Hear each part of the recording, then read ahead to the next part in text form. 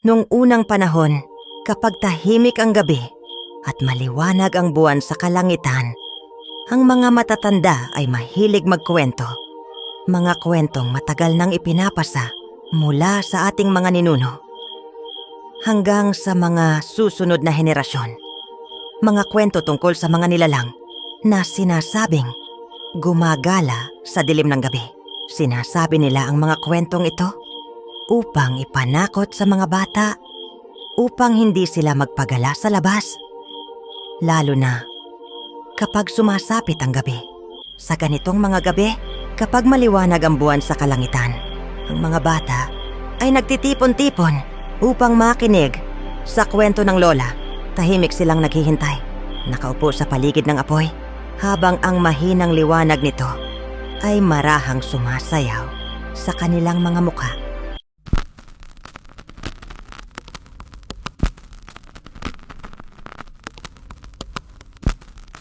Noong unang panahon, sa mundo ng sugal, may isang pangalan na hindi basta-basta binabanggit.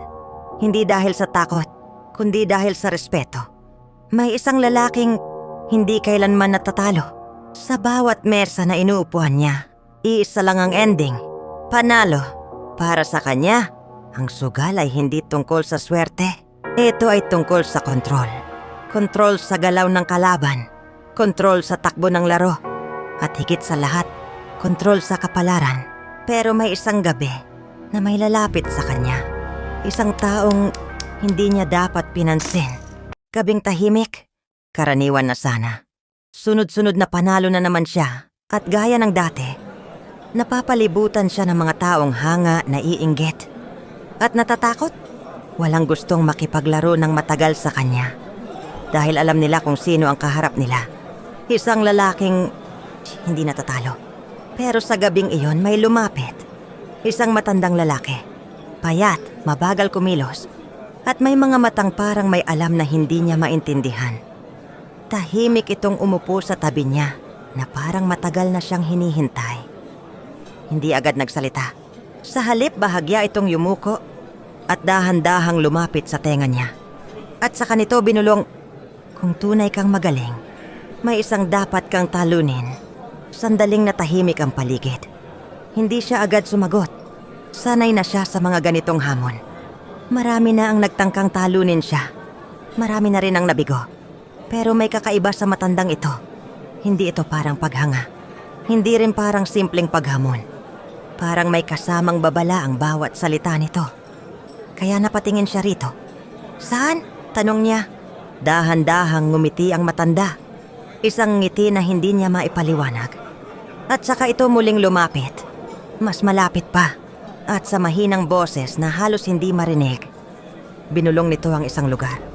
Isang lugar na wala sa mapa. Hindi siya nagdalawang isip. Yun ang problema sa kanya.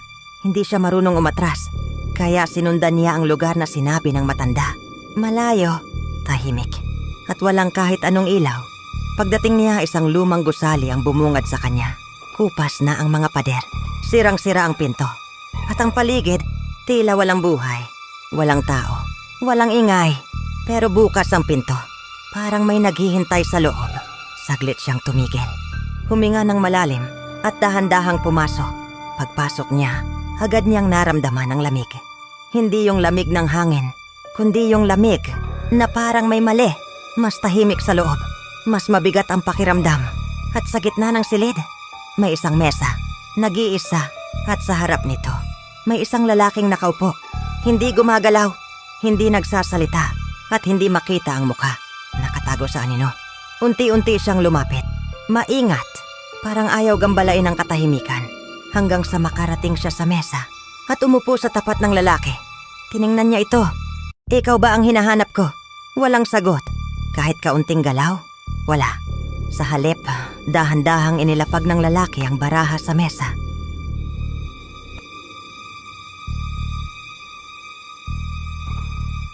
Tahimik ang paligid. Walang hangin, walang ingay. Parang pati oras ay huminto. Magkaharap silang dalawa sa mesa. Isang lalaking sanay manalo at isang lalaking hindi niya maintindihan. Hindi siya gumagalaw. Hindi rin nagsasalita ang nasa tapat niya. Pareho silang naghihintay hanggang sa siya ang unang nagsalita. Anong laro? Mabagal ang sagot, parang galing sa malayo o mula sa kung saan mang hindi niya maipaliwanag. Isang laro lang. Isang panalo. Isang talo. Ngumiti siya.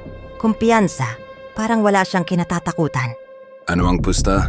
Saglit na katahimikan at sa sandaling iyon parang mas lumamig ang paligid. Parang may dumaan na hindi niya nakikita. Pagkatapos, Ikaw. Ako? mabagal at malamig ang sagot. Ang kaluluwa mo. Sandaling tumigil ang mundo. Parang may mali. Parang may dapat siyang maramdaman. Pero wala. Sa halip natawa siya. Mahina pero puno ng kumpiyansa. Kung yan ang gusto mo, wala akong problema. Nagsimula ang laro. Tahimik ang paligid, pero may kakaibang bigat na hindi niya maipaliwanag. Parang bawat galaw ay may kapalit. Isa-isa nilang hinawakan ng mga baraha. Mabagal. Walang salita. Tanging tunog lang ng mga baraha ang maririnig sa mesa. Tiningnan niya ang kanyang hawak at agad siyang napakunot ng noo. Hindi maganda, malayo sa panalo. Kung normal na laban ito, talo siya. Pero hindi siya kinabahan. Hindi siya natakot. Sa halip, bahagya siyang ngumiti. Sanay na siya. Ilang beses na itong nangyari. Kahit gaano kapangit ang hawak niya, nababago niya ang resulta. Panalo pa rin, mahina niyang bulong. Tahimik pa rin ang kalaban. Hindi gumagalaw. Hindi nagsasalita. Parang hindi apektado.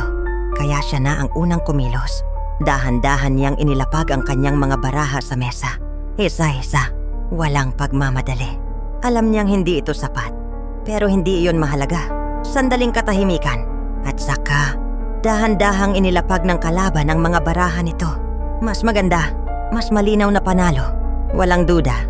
Pero sa sandaling yon, may nangyari. Parang kumurap ang ilaw. Parang may dumaan na hangin.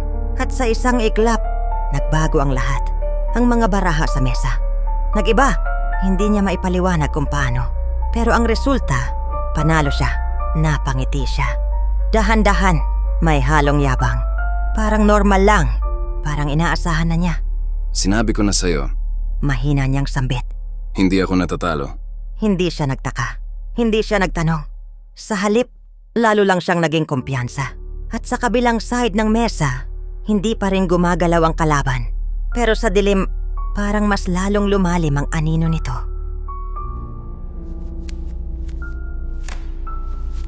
Nanalo siya. Muli, hindi man kalakasan ang hawak niya. Pero sapat. Sapat para patunayan sa sarili niya na tama siya. Na kahit anong mangyari, panalo pa rin siya. Dahan-dahan siyang sumandal sa upuan. May bahagyang ngiti sa labi. Tahimik ang paligid. Masyadong tahimik. At doon niya napansin, hindi gumagalaw ang kalaban. Hindi ito nag-react. Walang pagkatalo. Walang inis. Walang kahit anong emosyon. Parang walang pakialam. Napakunot ang noo niya. Hindi ka ba maglalaro? Tanong niya. Walang sagot. Sa halip, dahan-dahang gumalaw ang kalaban. Mabagal. Sobrang bagal. Parang walang buhay ang bawat galaw. Unti-unti itong yumuko at inilapit ang mukha sa ilaw. Pero kahit gaano kalapit, wala pa ring makita. Puro dilim. Mas lalong lumamig ang paligid. Parang biglang bumigat ang hangin. Napasinghap siya. Hindi niya maintindihan kung bakit. Biglang kumurap ang ilaw. Isang beses, 2 beses. At sa bawat pagkurap, parang may nagbabago. Hindi sa paligid, kundi sa pakiramdam niya. Parang may mali. Parang may kulang. Parang hindi siya dapat nandun. Napatingin siya sa sarili niyang kamay. May kakaiba. Malamig. Masyadong malamig. Parang wala nang dugo. Napahigpit ang hawak niya sa baraha. Anong ginagawa mo? Tanong niya, medyo nanginginig ang boses. At doon, sa unang pagkakataon, gumalaw ang kalaban ng tuluyan. Dahan-dahan itong umangat, tumuwid. At saka, unti-unting inilapag ang mga baraha nito sa mesa. Isa-isa, walang pagmamadali. At sa sandaling iyon, biglang bumigat ang dibdib niya. Hindi dahil sa baraha, kundi dahil sa pakiramdam na parang may mali na hindi na niya kayang itama. Hindi na siya komportable. Kanina pa, hindi niya alam kung kailan nagsimula. Pero unti-unti itong gumagapang sa dibdib niya. Yung pakiramdam na may mali. Napatingin siya sa kamay niya. Muli, At doon niya nakita, hindi na niya may kaila. Hindi na normal. Bahagyang nawawala. Parang usok, parang anino. Parang hindi na siya buo. Napatras siya sa upuan. Mabilis, halos matumba. Anong nangyayari sa akin? Bulong niya, pero walang sumagot. Sa halip, narinig niya isang mahinang tunog. Tunog ng mga baraha.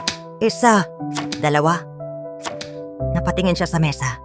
Dahan-dahang inilalapag ng kalaban ang mga baraha nito. Isa-isa, walang pagmamadali, walang emosyon, at sa bawat bagsak ng baraha, parang may tumatama sa dibdib niya. Mas mabigat, mas masakit, mas malinaw. Hindi na niya kayang umiwas.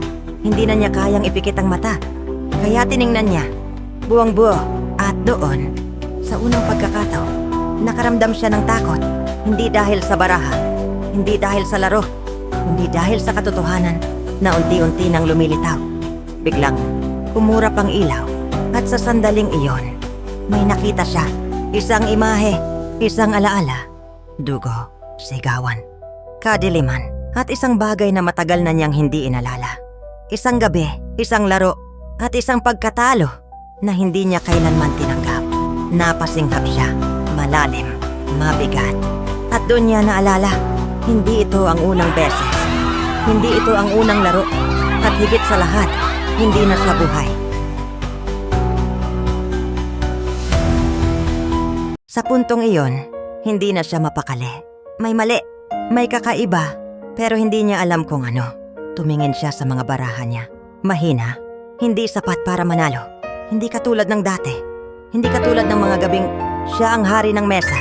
Huminga siya ng malalim at muling tumingin sa kalaban niya. Tahimik pa rin. Hindi gumagalaw. Hindi nagsasalita. Parang hinihintay lang siya. Parang alam na nito ang mangyayari. Napakapit siya sa mesa. Hindi pa tapos. Bulong niya. Pinilit niyang kumalma. Ito lang to. Isa lang tong laro. Katulad ng dati. Pero habang tumatagal, mas lalong bumibigat ang pakiramdam niya. Parang may kapalit. Parang may kukunin. Dahan-dahan niyang itinaas ang tingin niya. Diretso sa mukha ng nilalang. At sa unang pagkakataon, naramdaman niya hindi ito kalaban, kundi hukom. Nanikip ang dibdib niya at doon niya naisip sa lahat ng sugal na pinasok niya, sa lahat ng laban na pinanalo niya. Ito ang hindi niya kayang takasan. Mahina siyang napangiti, pero hindi na kumpiyansa, kundi pagtanggap. At sa wakas, naibulong niya. Kung ganito pala ang kapalit, Sandaling natahimik ang paligid at sa mababang boses, lahat ng panalo ko, dito rin ang bagsak. tumingin siya sa mga baraha niya. At dahan-dahan, itiniya ang lahat. Lahat. Isang salita, isang desisyon, isang wakas. At sa gabing iyon, natapos ang laro. Sa kanyang huling gabi.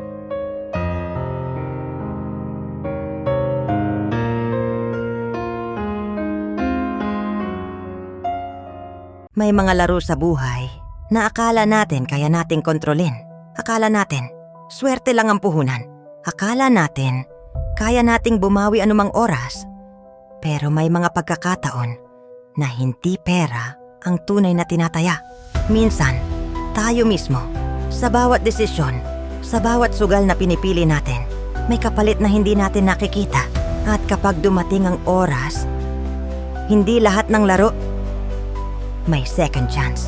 Kaya bago ka tumaya, tanungin mo muna ang sarili mo, handa ka bang mawala kapag ikaw na ang nakataya? At yan nagtatapos ang ating kwento ngayong gabi. Kung nagustuhan ninyo ang alamat na ito, huwag kalimutang suportahan ang ating munting kwentuhan. Mag-like, mag-subscribe, at i-click ang notification bell para sa susunod pa nating mga kwento ng kababalaghan. Hanggang sa muli, sa ilalim ng maliwanag na buwan.